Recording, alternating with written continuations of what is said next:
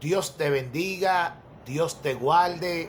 Te habla tu amigo y hermano Eddie Pimentel de Jesús. Una vez más con un estudio profundo de la palabra de Dios.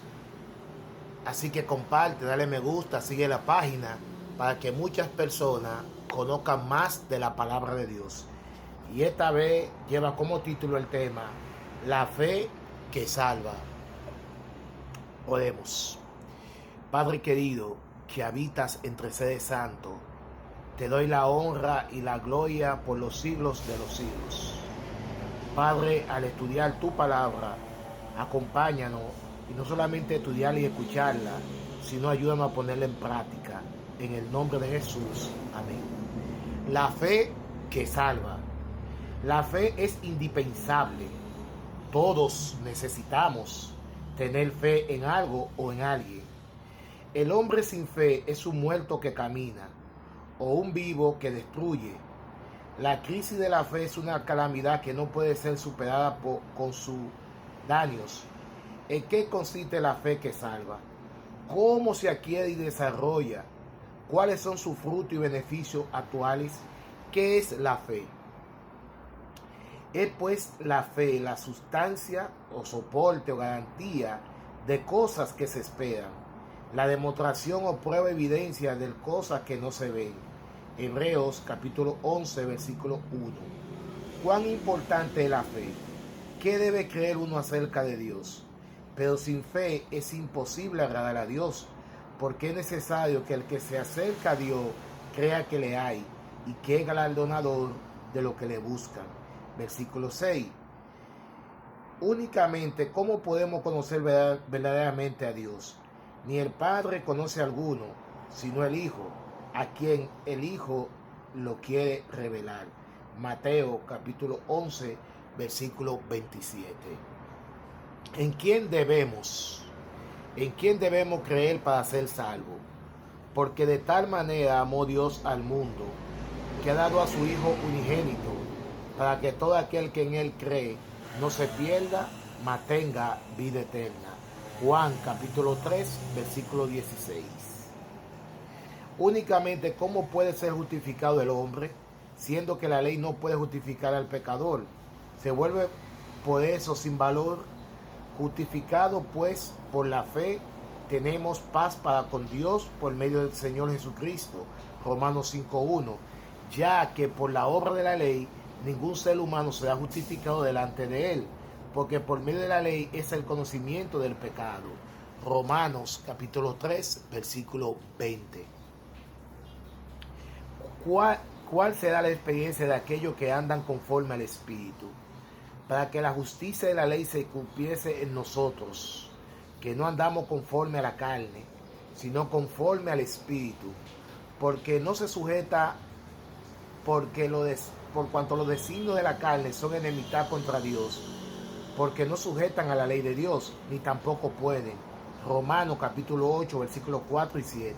Porque el pecado no se señalará de vosotros, pues no estáis bajo la ley, sino bajo la gracia. Romanos 6, 14. ¿Qué demanda Santiago como evidencia de que uno tiene fe genuina? Muéstrame tu fe sin tu obra, y yo te mostraré mi fe por mi obra. Santiago capítulo 2, versículo 18. ¿Cómo mostró Abraham que tenía verdadera fe en Dios? ¿No fue justificado por la obra de Abraham, nuestro padre, cuando ofreció a su hijo Isaac sobre el altar? ¿No ve que la fe actuó juntamente con su obra y que la fe se perfeccionó por la obra? Versículos 21 y 22. ¿Mediante qué ejemplo práctico ilustra el autor de la epístola la diferencia entre la fe genuina y viva y la fe muerta? Si un hermano o una hermana está desnudos y tiene necesidad del mantenimiento de cada día, y alguno de vosotros le dice, y en paz, calentado y saciado, pero no le dais las cosas que son necesarias para el cuerpo, ¿de qué aprovecha? ¿Cuán necesarias son las obras para mantener viva la fe? Mas quiere saber, hombre vano, que la fe sin obra es muerta, porque como el cuerpo sin el espíritu está muerto, así también la fe sin obra está muerta. Versículo del 20 al 26. Santiago no defiende aquí la justificación o salvación por la fe, la obra, sino la fe viva. la fe que obra. Hay dos errores contra los cuales los hijos de Dios, particularmente los que apenas han comenzado a confiar en su gracia, deben especialmente guardarse. El primero es de fijarse en sus propias obras, confiando en alguna cosa que pueden hacer para ponerse en armonía con Dios. El que está procurando llegar a ser santo mediante su propio esfuerzo por guardar la ley, está procurando una imposibilidad. Todo lo que el hombre puede hacer sin Cristo está contaminado de amor propio y pecado. Solamente la gracia de Cristo por medio de la fe puede hacernos santos. ¿Qué le induce a uno a hacer la esperanza de la salvación? Y todo aquel que tiene esta esperanza en él se purifica a sí mismo, así como él es puro. Primera de Juan, capítulo 3, versículo 3. ¿Bajo qué condición somos hechos participantes de Cristo? Porque somos hechos participantes de Cristo con tal que retengamos firme hasta el fin nuestra confianza del principio. Hebreos 3:14. ¿Bajo qué condiciones nos ha prometido Dios limpiarnos y perdonarnos nuestros pecados? Pues si andamos en luz, como Él está en luz, tenemos comunión unos con otros, y la sangre de Jesucristo, su Hijo, nos limpia de todo pecado. Si confesamos nuestros pecados, Él es fiel y justo para perdonar nuestros pecados y limpiarnos de toda maldad. Primera carta de Juan, capítulo 1, versículos 7 y 9. ¿En qué se basa entonces la fe genuina y la fe que salva? Así que por la fe es poder oír, y oír por la palabra de Dios. Romanos capítulo 10, versículo 17. ¿Cuál fue la causa por la cual Pedro comenzó a hundirse después de haber empezado a caminar al encuentro del Salvador sobre el mar agitado? Al momento Jesús, entendiendo la mano, asió de él y le dijo: hombre de poca fe. Mateo capítulo 14, versículo 31.